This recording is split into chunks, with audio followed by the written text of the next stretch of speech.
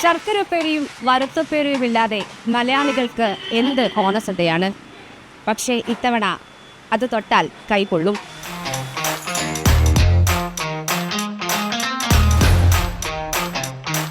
സദ്യ വിളമ്പാൻ ഇലയിട്ടാൽ ആദ്യ ട്രിപ്പിൽ എത്തുന്നതാണ് വറുത്തുപ്പേരിയും ശർക്കര ഉപ്പേരിയും.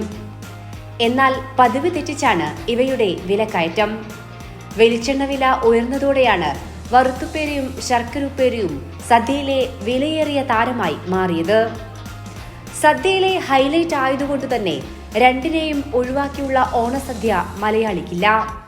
എത്ര വിലയാണെങ്കിലും ഒഴിവാക്കാൻ തയ്യാറല്ല എന്നതാണ് ഓരോരുത്തരും പറയുന്നത്.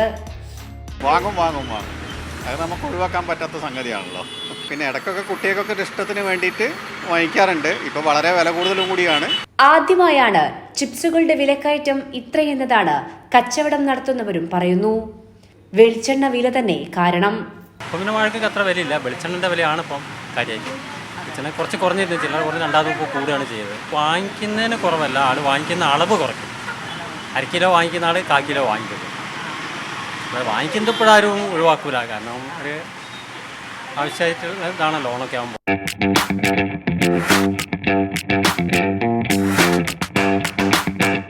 ഓണമായതോടെ കായവറുത്തതിന്റെ നിർമ്മാണം കൂടി. തിളച്ചുമറിയുന്ന എണ്ണയിൽ നിന്ന് വെന്ത് തയ്യാറാവുമ്പോഴും അഹങ്കാരത്തിന്റെ തെളിച്ചവുമായി ചിരിക്കുകയാണ്. ഞാനില്ലാതെ എന്ത് സദ്യയെന്ന് ഓർമ്മിപ്പിച്ച്.